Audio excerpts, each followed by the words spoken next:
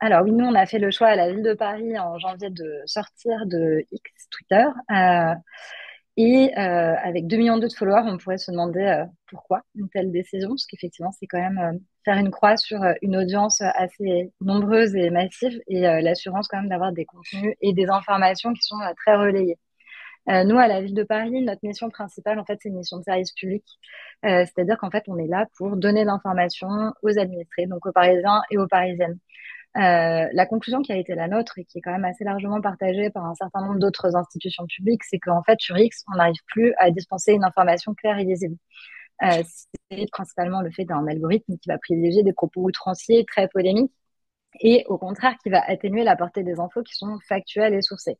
Quand on est une institution comme la ville de Paris, forcément, ça nous arrange moyennement d'avoir cet algorithme parce qu'on n'a pas de prise d'opposition sur des prises d'opposition qui vont être violentes ou extrêmement attrape-clics, pour le dire poliment. Ce qui fait que des informations majeures pour les Parisiens et les Parisiennes, finalement, sont assez peu vues, même avec 2 millions de followers.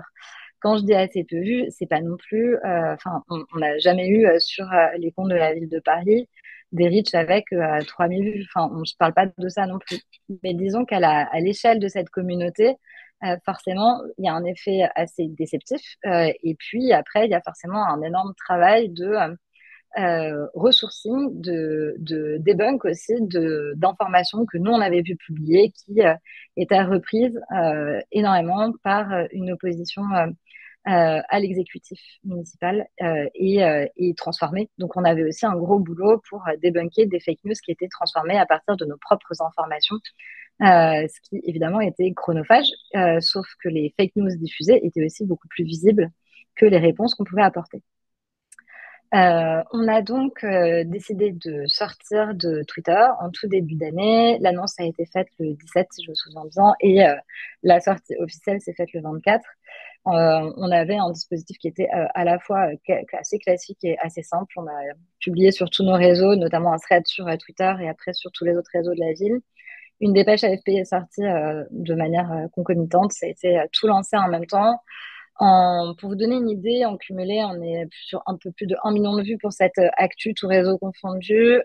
Et ça a alimenté pas mal le débat public en fait pendant les jours qui ont suivi l'annonce que l'on a pu faire en France, mais aussi à l'international. À l'international, ça a été d'ailleurs très largement discuté sur Blue Sky, qui est un réseau qui est quand même assez, enfin qui est plus utilisé aux États-Unis qu'en France. Donc ça a eu des répercussions aussi assez fortes à l'international. Globalement, on avait des réactions qui étaient assez différentes selon les réseaux sur lesquels on a pu mettre en ligne cette information. Globalement, sur Twitter, on avait des réactions plutôt mitigées, mais on a toujours, ça fait quand même plusieurs années que sur Twitter, on a une certaine opposition à toutes les infos et à tous les contenus qu'on peut publier. Donc, rien d'étonnant là-dedans, on s'y attendait. Sur Insta, l'annonce a été mieux reçue, avec quand même des sujets, des questionnements de nos audiences sur les réseaux sur lesquels on restait présent, notamment quelle allait être la position de la ville sur Meta, parce que l'annonce qu'on a faite, s'est trouvé être au même moment où Mark Zuckerberg appelait à ce que l'on renforce les Meta avec des contenus masculinistes. Donc évidemment, il y avait quand même une certaine demande de la part de nos audiences et des Parisiens, Parisiennes d'avoir cette vigilance qui est la position de la ville aujourd'hui par ailleurs. Et après, sur LinkedIn, on avait à peu près les mêmes positions que sur Instagram.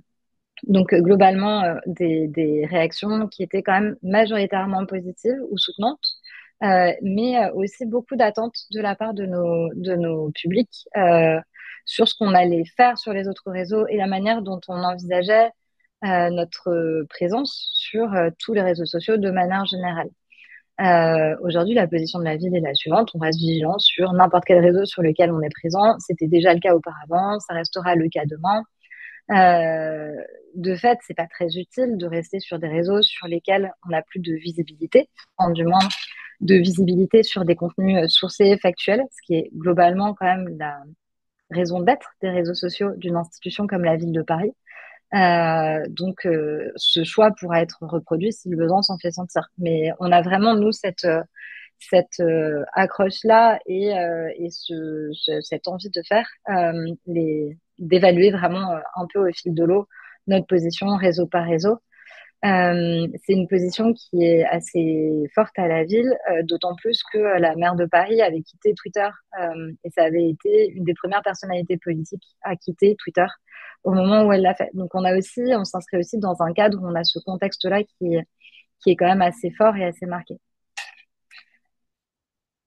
Hop.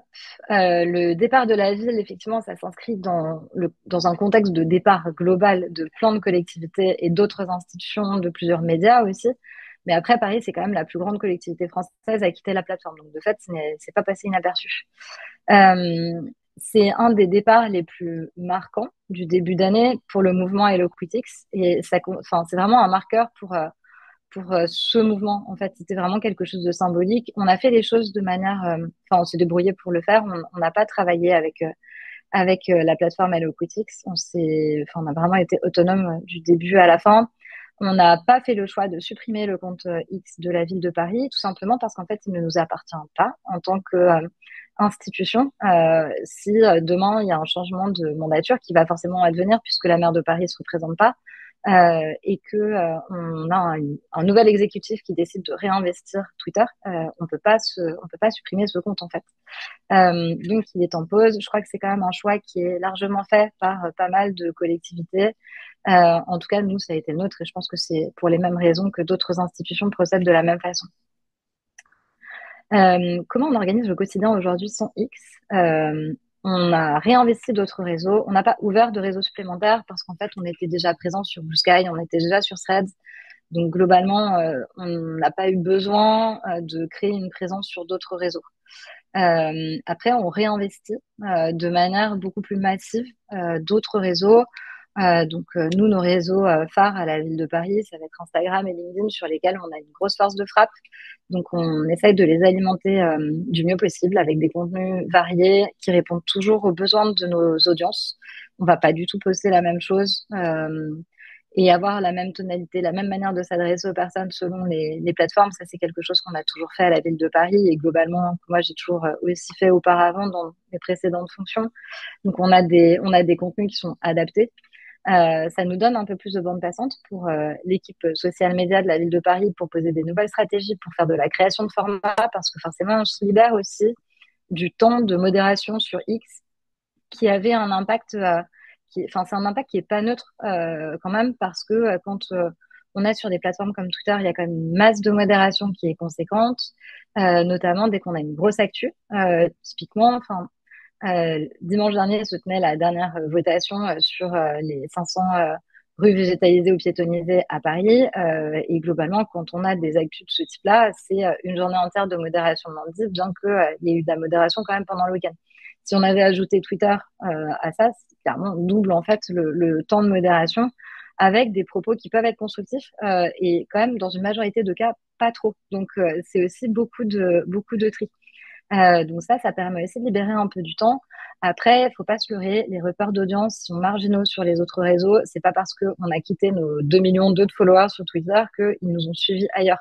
Ça, c'est un mythe. Je pense que il faut déconstruire. C'est des choses qu'on a beaucoup entendues. Il y avait beaucoup d'espoir, notamment dans des articles, dans mes podcasts enfin, parmi les spécialistes des réseaux sociaux et les communicants, qu'on aurait des reports d'audience. On a beaucoup entendu que Blue Sky allait sans doute avoir le vent en poupe. On voit, enfin, à chaque, en gros, news importante sur Twitter, que ce soit le rachat par Elon Musk, l'arrivée au pouvoir d'Elon Musk dans l'administration Trump, on a des pics d'inscription. Après, ces pics d'inscription viennent jamais contrebalancer le nombre d'utilisateurs de Twitter. Et en fait, le grand départ n'existe pas. C'est pas encore aujourd'hui une réalité. Et la grande arrivée n'arrive pas du tout non plus sur Blue Sky pour ne citer que Blue Sky. Mais c'est exactement la même chose sur Mastodon. En fait, c'est un peu comme quand on est dans une banque, on change pas de banque comme ça en claquant des doigts. Globalement, c'est quand même, ça marche aussi pour les opérateurs téléphoniques. On a quand même des habitudes qui sont très ancrées sur certains réseaux. Et en fait, fermer un réseau et faire la démarche de créer un compte ailleurs, ça paraît très simple, hein, on est d'accord que ça l'est. Ça prend quelques secondes. Et pourtant, en fait, c'est pas des choses qui sont aujourd'hui dans les usages des internautes. globalement, les personnes qui ont quitté Twitter n'ont pas quitté Twitter en supprimant leur compte avec pertes et fracas. Quand je parle des utilisateurs qui sont des personnes comme vous et moi, globalement, c'est juste des gens qui arrêtent d'aller sur les réseaux. Donc, ça fait juste moins d'utilisateurs actifs. Mais c'est pas pour ça que ces utilisateurs plus actifs sur Twitter ont une folle envie pour autant d'aller investir d'autres réseaux comme Blue Sky ou Threads. Voilà.